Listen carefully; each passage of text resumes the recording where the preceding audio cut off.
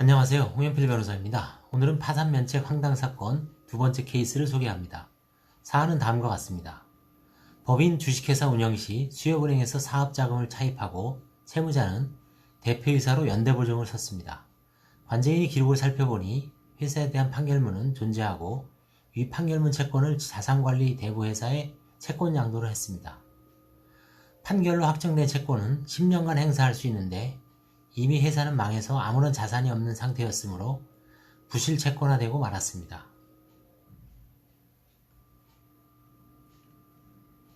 그런데 채무자 개인에 대한 채권은 양도 여부가 불분명하고 주채무자에 대한 판결이 있다고 하더라도 연대보증인에 대한 시효 중단의 효력이 없으므로 대략 파산 신청 이전에 시효 완성된 것으로 보였습니다.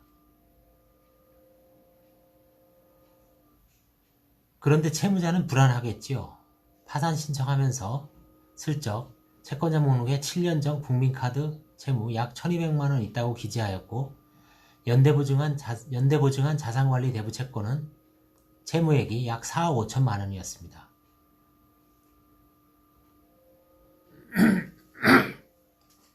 채무자는 수협은행 연대보증 후 배우자와 이혼하는 과정에서 재산분할 포기 가능성이 있었고 가장이용 가능성도 있는 사건이었습니다. 이에 관제인은 발신기지국이 표시된 휴대전화 통화 내역을 제출하라고 요구하였고 신용카드와 체크카드를 사용한 흔적으로 생활동선을 파악, 기타 인터넷 검색 등 각종 조사 방법을 활용해야 하는데 본격적으로 조사를 하기 전에 다음과 같은 점을 발견하였습니다. 국민카드의 채권 성립 시기를 조사해보니 국민카드는 파산 신청 직전 변호사 사무실에서 330만원을 수임료를 결제하였습니다. 예를 들어 2019년 10월에 파산 신청하면서 2019년 8월에 카드로 수임료를 결제하였으나 카드 사용 시기를 속이려고 했는지 카드 채권 시기를 2012년 10월로 기재한 것입니다. 얼핏 보면 관제인도 7년 전에 카드를 사용하고 이자를 내지 않아 원리금이 불어났겠지라고 속을 수밖에 없었습니다. 괘씸하지요. 면책 불허가 생각나지만 관제인은 관대해야지요. 자산관리 대부회사는 채무자에 대한 양수 서류가 없고 판결도 당연히 없었습니다. 아울러 판결이 있다고 하더라도 10년이 훨씬 지나 시효 완성이 확실하여 죽은 채권으로 파산 신청한 채무자에게 면책 불허가는 너무 가혹하지요. 그래서 파산 신청 직전 거래한 카드 채무 전액 변제하라고 권고 후 변제 확인서 첨부하고 재량 면책 의견을 제시하였고 그대로 통과되었습니다. 열악한 환경에서 고군분투하는 신청대리인 변호사 사무실도 이해되는 측면은 있습니다만 사전에 법원에 채무자를 직접 보내면 채무자에 대한 판결문 조회가 가능합니다.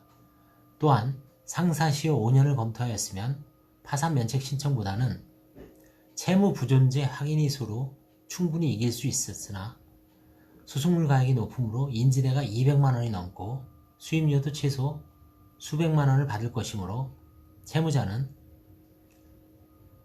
500에서 700만원 이상 소요됩니다. 그리고 소송 과정에서 시효 중단, 소멸시효 이익이 포기 등 항변이 난무하면 긁어 부스럼식 소송이 될 수 있으므로 비용이 저렴한 파산을 권유하였을 것 같기도 합니다만 엄격한 판사를 만났으면 어찌 될지 모릅니다. 채무자로서도 헛소리가 납니다.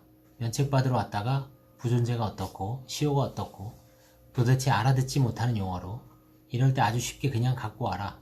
파산 면책 신청을 하면 되는데 뭘 그리 고민하냐. 쉽고 단순하지요. 수임료는 채권자 한 명이므로 100만원대 정도 받았을 것으로 보입니다. 채무자로서는 구세주를 만난 기분이었겠지요.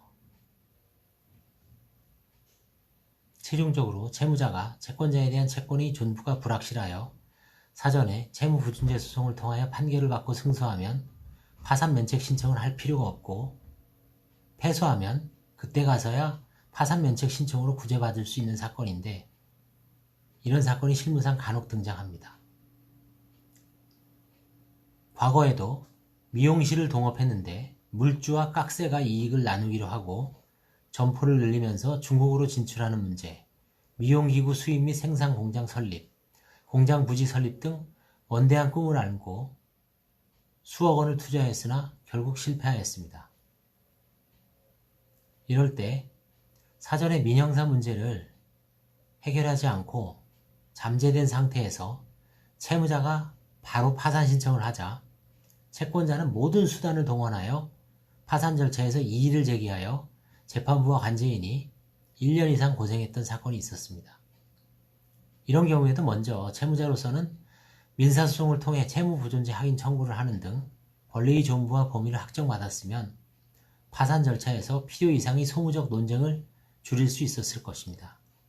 파산은 비송이라서 권리관계 존부의 실체를 일반 민사소송처럼 각종 증거 방법을 통해 엄밀하게 증명할 기회가 없습니다. 기껏해야 주소를 알아내기 위한 사실조회 정도만 허용되고 있습니다. 감사합니다.